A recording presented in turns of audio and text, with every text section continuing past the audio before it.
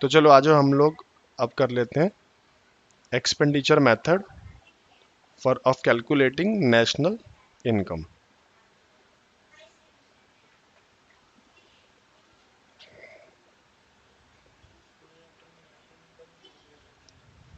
नहीं नहीं, कई सारी चीज़ें उसमें और कैलकुलेट करनी है। जीडीपी डिफ्लेटर हो गया, वैसे नेशनल इनकम ही आता है ना बड़े क्वेश्चन में। तो एक्सपेंडिचर मेथड से जब हमें कोई भी वैल्यू कैलकुलेट करनी होगी तो हमारे यहाँ पर वैल्यू निकल के आएगी जिसको हम लोग बोलेंगे जीडीपी एट एमपी। तो मैंने आपको पहले ही बताया कि जब भी आपको नेशनल इनकम पर पहुंचना होगा which is NNP at FC, तो आपको तीनों मेथड में से कोई एक मेथड चुन के जो वैल्यू दी होगी पहले आपको उस वैल्यू पर पहुंचना होगा एंड देन आप एनएनपी एट एफसी पर पहुंचोगे। आप डायरेक्टली एनएनपी एट एफसी पर नहीं पहुंच सकते। तो इस मेथड में क्या है, इस मेथड में हम लोग नेशनल इनकम कैलकुलेट करने के लिए जो भी हमारे देश के अंदर खर्चे होते हैं उन सब का टोटल करना पड़ेगा और वो उन सबको टोटल करके हमारा क्या आ जाएगा, जीडीपी एट एमपी। अब हम यहाँ पर देख लेते हैं कौन कौन से ऐसे खर्चे जिनको ऐड करके आपका जीडीपी एट एमपी निकल करके आएगा। ठीक है, सबसे पहला आता है प्राइवेट फाइनल कंजम्पशन एक्सपेंडिचर। ये कौन से खर्चे होते हैं? ये सारे वो खर्चे होते हैं जो प्राइवेट नॉन प्रॉफिट इंस्टीट्यूशन है ना खर्चे कर रही है, वो जो हाउस होल्ड अपना फाइनल एक्सपेंडिचर कर रहा है वो बेसिकली यहाँ पर मैक्सिमम आप ये ध्यान देना जितना भी हाउस होल्ड खर्चा करेगा वो किसी भी प्रकार का कोई भी खर्चा होगा वो सारा का सारा इसके अंदर में आएगा, private final consumption expenditure. Second में आता है government final consumption expenditure.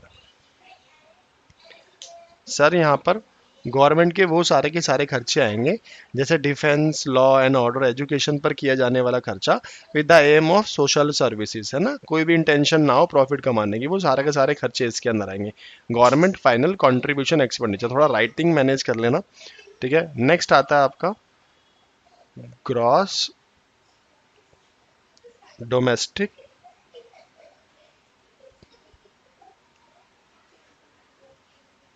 Capital formation. ये क्या होता है मैं आपको भी डिटेल में समझाऊंगा, एक लास्ट रह गया, फिर आता है प्लस में नेट एक्सपोर्ट्स। नेट एक्सपोर्ट्स का फॉर्मूला होगा एक्सपोर्ट्स माइनस, एक्सपोर्ट्स के लिए एक्स यूज किया गया, इंपोर्ट के लिए एम यूज किया गया, एक्सपोर्ट्स माइनस इंपोर्ट्स। अब मैं आपको ग्रॉस डोमेस्टिक कैपिटल फॉर्मेशन का मतलब बताता हूँ। सर देश के अंदर हम जितनी भी इन्वेस्टमेंट करते हैं, क्या करते हैं हम, जितनी भी इन्वेस्टमेंट करते हैं उसको ग्रॉस डोमेस्टिक कैपिटल फॉर्मेशन बोला जाता है। वो सारा का सारा खर्चा, इसको कई अलग अलग नामों से बुलाया जाता है। इसको हम प्यार से ग्रॉस इन्वेस्टमेंट भी कहते हैं, इसको हम प्यार से कैपिटल फॉर्मेशन भी कहते हैं, हम इसको ग्रॉस इन्वेस्टमेंट भी कहते हैं, हम लोग इसको कैपिटल फॉर्मेशन भी कहते हैं। ठीक है, अब हम इसको ग्रॉस कैपिटल फॉर्मेशन भी कह सकते हैं।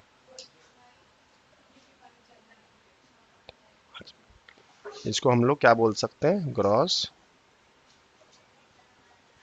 Capital formation. तो तीन नाम इसके हुए। तो सर हम लोग यहाँ पर बात कर रहे हैं टोटल इन्वेस्टमेंट की। तो यहाँ पर पेपर में आपके क्वेश्चन पेपर में आपको ये नज़र आ जाएगा तो आपने ये लिखना, अगर आपको ये नज़र नहीं आता तो आपके उसके इसके दो बच्चे ढूंढने, और वो दो बच्चे कौन कौन से होंगे। पहले का नाम होगा, ध्यान समझना, पहले का नाम होगा gross domestic dash capital formation. Sir ये तो सेम टू सेम नाम हो गया, जो इसके पिताजी का नाम था वही सेम टू सेम नाम हो गया, तो बेटे में एक्स्ट्रा क्या लगा, सर यहाँ पर आता है एक्स्ट्रा फिक्स्ड कैपिटल फॉर्मेशन। जैसे सचिन तेंदुलकर का जो नाम है वो अपने पिताजी के नाम से बड़ा है, उनके पिताजी का नाम था रमेश तेंदुलकर, वो ये है ऊपर में, और जो उनका नाम है सचिन का, उन्होंने अपने पिताजी का भी नाम इंक्लूड कर लिया। सो यहाँ पर gross domestic fixed capital formation, जो बड़ा नाम होगा वो किसका होगा, बेटे का नाम होगा। प्लस में हमें और क्या करना है, सर प्लस में इन्वेंट्री इन्वेस्टमेंट। सर ये तो बड़ा ही खतरनाक नाम लग रहा है, इसका मतलब क्या हुआ, इन्वेंट्री या इन्वेस्टमेंट का मतलब जो भी आपने स्टॉक खरीदा, चाहे वो इन्वेस्टमेंट कर रहे हो चाहे वो अपना एडिशन इन स्टॉक कर रहे हो, तो सर ये वो है इन्वेंट्री, मतलब या हम इसको बोल सकते हैं, इसका भी एक दूसरा नाम है चेंज इन स्टॉक। आप स्टॉक में एडिशन कर रहे हो। चेंज इन स्टॉक का फॉर्मूला क्या होता है? C minus O, closing stock minus opening stock. ठीक है, यहाँ तक आपको बात समझ में आती है। अगर पिताजी ना दिए हो तो उनके बच्चों को ढूंढना, दोनों बच्चों को ऐड करके पिताजी की वैल्यू निकलाती है। लेकिन एग्जाम में क्या होता है, एग्जाम में कई बारी पिताजी का नाम नहीं दिया होता, ग्रॉस डोमेस्टिक कैपिटल फॉर्मेशन नहीं दिया होता। आप बड़े ध्यान से देखेंगे, सर अगर पिताजी का नाम नहीं दिया होगा तो पिताजी का दोस्त दोस्त दे रखा होगा, for example net domestic capital formation. Sir ये जो नेट डोमेस्टिक कैपिटल फॉर्मेशन है, ये डोमेस्टिक कैपिटल फॉर्मेशन है। सर अगर यहाँ पर नेट की जगह ग्रॉस होता तो डायरेक्टली हमें पता लग जाता, तो पिताजी की वैल्यू दी हम पुट कर देते। लेकिन ये जो नेट डोमेस्टिक कैपिटल फॉर्मेशन है, ये कौन है? सर ये पिताजी का दोस्त है। कौन है ये? पिताजी का दोस्त है। तो अब ये पिताजी का दोस्त है, तो अब हम मुझे कहाँ पहुंचना है? सर मुझे तो निकालना है, वेरी नाइस, हमें क्या करना है? ग्रॉस डोमेस्टिक कैपिटल फॉर्मेशन निकालनी है। तो मैं नेट में ऐसा क्या करूंगा जो ग्रॉस आ जाएगा? बस आगे पर ध्यान देना, पीछे का नाम क्या है? सेम। तो नेट में मैं क्या करने वाला हूं सर? मैं ऐड डेप्रिसिएशन करूंगा sir, gross domestic capital formation आ जाएगा। याद रखना ये पिताजी का दोस्त है, डेप्रिसिएशन ऐड करके पिताजी की वैल्यू आने वाली है। लेकिन अगर बाय चांस यहां पर लिखा होता net domestic fixed capital formation, तो इससे क्या कभी ग्रॉस डोमेस्टिक कैपिटल फॉर्मेशन निकल सकता? सर नहीं। सर ये तो क्या है? सर ये तो बेटे का दोस्त है। क्या है ये? बेटे का दोस्त है। तो सर प्लस डेप्रिसिएशन करके बेटे की ही वैल्यू आने वाली है। बेटे का नाम क्या है? Gross domestic fixed, gross domestic fixed capital formation. अब मैं आपको थोड़ा सा हाईलाइट करके बताया तो मैं क्या बताने वाला हूं फिर से। Net domestic capital formation plus में डेप्रिसिएशन। ठीक है, बस ये ध्यान रखना बेटे के नाम में फिक्स्ड का अंतर है, और बेटे का अगर दोस्त नजर आया net domestic fixed capital formation, तो वो आपका फिक्स्ड कैपिटल फॉर्मेशन ही निकलेगा, ना कि ग्रॉस डोमेस्टिक कैपिटल फॉर्मेशन। ठीक है, अब हम नीचे की ओर चलते हैं। इसके साथ में एक छोटा सा क्वेश्चन है, वो देखते हैं। हमेशा ध्यान रखना कभी भी डेप्रिसिएशन जीरो नहीं हो सकता है, वो आपको किसी ना किसी फॉर्म में जरूर दिया होगा। कई बार क्या होता है, सर पूरे क्वेश्चन में सर डेप्रिसिएशन तो दिया नहीं हुआ, सर ये क्वेश्चन रॉन्ग है। नहीं हो सकता है आपको दो वैल्यू दी गई हो, एक नेट डोमेस्टिक कैपिटल फॉर्मेशन दिया गया हो, दूसरा ग्रॉस डोमेस्टिक कैपिटल फॉर्मेशन दिया होगा, दोनों क्वेश्चन में दिए हो दोनों वैल्यू, तो दोनों को डिडक्ट करके माइनस करके क्या आ जाएगा? डेप्रिसिएशन आ जाएगा। तो हमेशा डेप्रिसिएशन आपको दिया होना चाहिए। ठीक है, तो यहां पर एक बात आ गई। और एक चीज और कि ग्रॉस फिक्स्ड कैपिटल फॉर्मेशन या gross domestic fixed capital formation, अच्छा इसका दूसरा नाम भी है gross domestic fixed capital formation. में अगर आपको पेपर में ग्रॉस फिक्स्ड कैपिटल फॉर्मेशन लिखा आ गया और डोमेस्टिक नहीं लिखा आया, तो ये भी सेम ही बात है। ठीक है, ग्रॉस फिक्स्ड कैपिटल फॉर्मेशन, हाँ बेटा हो गया, फिक्स्ड आते बेटा हो जाएगा, ये सबसे इंपॉर्टेंट पार्ट है इसके अंदर।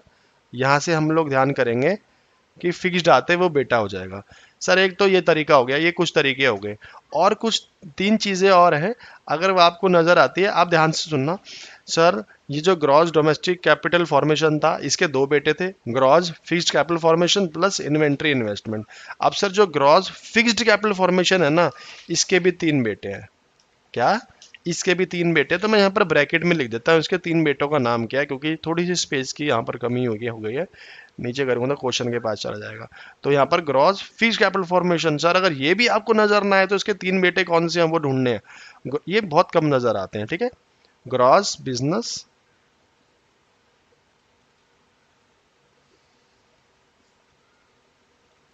Fixed investment, gross investment, gross business fixed investment plus में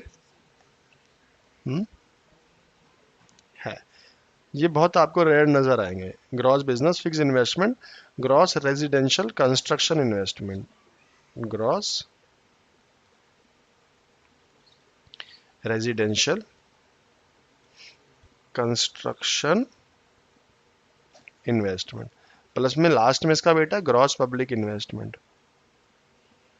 और ये क्या क्या होती हैं ये सब मैं आपको जब मैं डिटेल क्लास लूँगा तो मैं आपको समझा दूंगा। वैसे बताता हूँ, ग्रॉस बिजनेस इन्वेस्टमेंट का मतलब क्या होगा, सारी की सारी हम कोई मशीनरी परचेज कर रहे हैं, लैंड परचेज कर रहे हैं, प्लांट परचेज कर रहे हैं, इक्विपमेंट परचेज कर रहे हैं, ग्रॉस ये डायरेक्टली गिवन होगा, वैल्यू निकालने की रिक्वायरमेंट नहीं है। एक नंबर में पूछ लेगा कि सर ये होता क्या है। ग्रॉस रेजिडेंशियल कंस्ट्रक्शन इन्वेस्टमेंट का मतलब रेजिडेंशियल आप कोई भी हाउस बना रहे हो, अपना नया घर बना रहे हो, ठीक है, या तो आपने परचेज कर लिया। Gross public investment, public investment कौन करता है सर, गवर्नमेंट करती है, फ्लाईओवर्स बना रही है, रोड्स बना रही है, ब्रिजेस बना रही है, ये सारे के सारे वो खर्चे हैं। तो हमें सारा का सारा पता लग गया कि क्या दिया हुआ है, ठीक है। तो आज अब हम लोग क्वेश्चन की ओर चलते हैं कि हमें क्वेश्चन कैसे करना है। इस पर थोड़ा सा टाइम मैंने इसलिए लगाया क्योंकि ये बहुत ज़्यादा इंपॉर्टेंट पार्ट था, अदरवाइज हम इसको बहुत इजीली भी कर सकते थे। ये थोड़ा सा जूम इन करके देख लेना। अब हम इसका सोल्यूशन करने लगते हैं कि इसका सोल्यूशन कहता क्या है। हमें डायरेक्टली क्या निकालना, जीडीपी एट एमपी। सर हमें जीडीपी एट एमपी निकालना है, और जो वैल्यू हमें नज़र आ रही है ना सर, वैल्यू नज़र आ रही है तो हम लोग इसको एक्सपेंडिचर मेथड से भी निकाल सकते हैं और इनकम मेथड से भी हम लोग देख सकते हैं, बट हम लोग यहाँ पर एक्सपेंडिचर मेथड कर रहे हैं तो हम इसके अंदर एक्सपेंडिचर मेथड की वैल्यू देखते हैं, ठीक है। आपने जो आपको फॉर्मूला है पहले आप डायरेक्टली वही लिखने वाले हो। क्या होता है, पी एफ सी ई,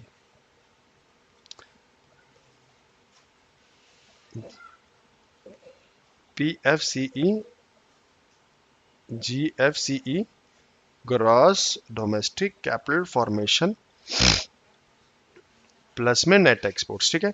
सबसे पहले आपने ढूंढना है गवर्नमेंट का फाइनल कंजम्पशन। सर ये देखो ना 10th नंबर पे दिया हुआ है, 10th नंबर पे दिया हुआ है, तो ये कितनी वैल्यू दी हुई है 150। प्राइवेट की भी दी हुई है वैल्यू 1120, 1120। अब नेट एक्सपोर्ट्स भी देख लेते हैं, बाद में देखेंगे जीडीसी, अब थोड़ी सी बड़ी वैल्यू भी हो सकती है। सर नेट एक्सपोर्ट्स मतलब exports minus imports, 100 minus 100 minus 110, ठीक है। उसके बाद जीडीसीएफ, सर जीडीसीएफ देख लेते हैं। सर जीडीसीएफ में ग्रॉस डोमेस्टिक कैपिटल फॉर्मेशन तो नहीं दिया हुआ, लेकिन सर बेटा भी नहीं दिया हुआ, सर बेटे का दोस्त दिया हुआ है। 4th नंबर पर बेटे का दोस्त दिया हुआ है। मैं थोड़ा सा इसको नीचे कर लेता हूँ ताकि इजीली हो जाएगा, या मैं इसको इसके अंदर भी कर सकता हूँ। सर बेटे का जो दोस्त दिया हुआ 4th नंबर पे दिया हुआ, देखो net fixed capital formation. Sir अगर मैं इसके अंदर डेप्रिसिएशन ऐड कर दूं तो क्या ये ग्रॉस फिक्स्ड कैपिटल फॉर्मेशन बन जाएगा, है कि नहीं है। तो हम, और चलो ये तो बात की बात है, पिताजी देख लेते, क्या पता पिताजी ही मिल जाए इसके। सर यहाँ पर कहीं पर भी इसके पिताजी नहीं मिल रहे, चेंज इन स्टॉक भी दिया हुआ है। तो इसका मतलब है कि जीडीसीएफ के जो दो बेटे हैं, जीडीएफसीएफ मतलब फिक्स्ड कैपिटल फॉर्मेशन प्लस में चेंज इन स्टॉक, वो दिया हुआ है आपको, तो हम लोग वो देख लेते हैं।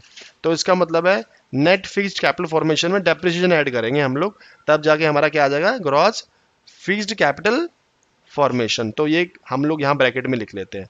सर 180 में मैं क्या ऐड करने वाला हूँ, डेप्रिसिएशन क्या ऐड करने वाला हूँ, या मैं नीचे भी लिख के दिखाया था आपको। सर हमें क्या निकालना है, ग्रॉस फिक्स्ड कैपिटल फॉर्मेशन निकालनी। तो मुझे क्या करना पड़ेगा, sir net fixed capital formation में, इतनी सुंदर राइटिंग कैसे आ रही है आज, प्लस में डेप्रिसिएशन कर दूंगा, वैल्यू आ जाएगी। सर 180 में डेप्रिसिएशन ऐड कर दूंगा, मैं सोच रहा हूँ ये नाम ही चेंज कर दूं, मैं डायरेक्टली बोला कर रहा हूँ कंजम्पशन ऑफ फिक्स्ड कैपिटल।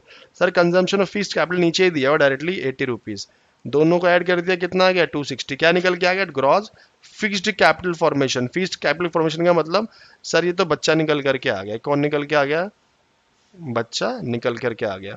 तो सर बच्चा अगर निकल के आ गया तो 260 रुपये बच्चा, प्लस में चेंज इन स्टॉक क्या होगा, प्लस में change in stock, change in stock भी डायरेक्टली वैल्यू दी हुई है, प्लस में 60, यहाँ देख लो ब्रैकेट लगाया था। चलो क्लियर हो गया यहाँ पर। सर अब आपको ये भी क्लियर हो गया, तो हम सब इसको इसको ऐड कर लेते हैं और आपका आंसर आ जाएगा 1120। Sir gross fix gross sorry government final consumption expenditure, ये रहा। एक मिनट रुकना, 1120 कहाँ से आ गया, अच्छा रुको, प्राइवेट, अच्छा ये ठीक है ठीक है सर, ये 1120 जो है ये प्राइवेट फाइनल कंजम्पशन एक्सपेंडिचर है, और 150 जो है गवर्नमेंट फाइनल कंजम्पशन एक्सपेंडिचर है। मैंने ऊपर आगे पीछे लिख दिया इसको, ठीक है। तो ये थोड़ा सा कर लेना, कोई बात नहीं। तो बेटा पिताजी की वैल्यू दे रखी है, तो हमें नीचे बच्चों की वैल्यू तो लेनी ही नहीं है, ठीक है ना। ये देख लेना, मैंने इसको आगे पीछे लिख दिया। तो यहाँ तक वैल्यू समझ में आई। अब हम इसको ऐड कर लेते हैं। अच्छा, अब ध्यान समझना मेरी बात को। हमारा आंसर क्या आ रहा है? 1580। कितना आ रहा है इसके अंदर? हाँ, 1580। यहाँ पर क्वेश्चन ने क्या बोला? Calculate GDP at MP by income method and national income by expenditure method. तो हमें तो नेशनल इनकम निकालनी है। क्या करनी है? National income. तो यहाँ पर हमें क्या निकालना है? NNP at FC. और हमको, हमने जो निकाल लिया वो जीडीपी एट एमपी। जी से एन पर जाने के लिए माइनस डेप्रिसिएशन, डोमेस्टिक से इस पर जाने के लिए एन एफ आई ए। तो यहाँ पर क्या हो जाएगा? Minus N I T. G D पे टेम्पी कितना है? 1580 minus depreciation which is 80 plus N F I A कितना है हमारा? -10। डायरेक्टली लेते हैं -10, माइनस में एन आई टी 180 -20। ठीक है, थोड़ा सा हम इसे छोटा कर लेते हैं। ये माइनस हो जाएगा, ये कितना हो जाएगा? 1490। और माइनस में सर ये माइनस करेंगे तो कितना आएगा? 160। तो आंसर कितना आ गया? 1330। This is your right answer, final answer. ठीक है, स्पेस थोड़ा सा नहीं था नीचे, तो मैंने इसको यहीं पर ही कर दिया। ओप, ये सब समझ में आ गया होगा आपको। चलो।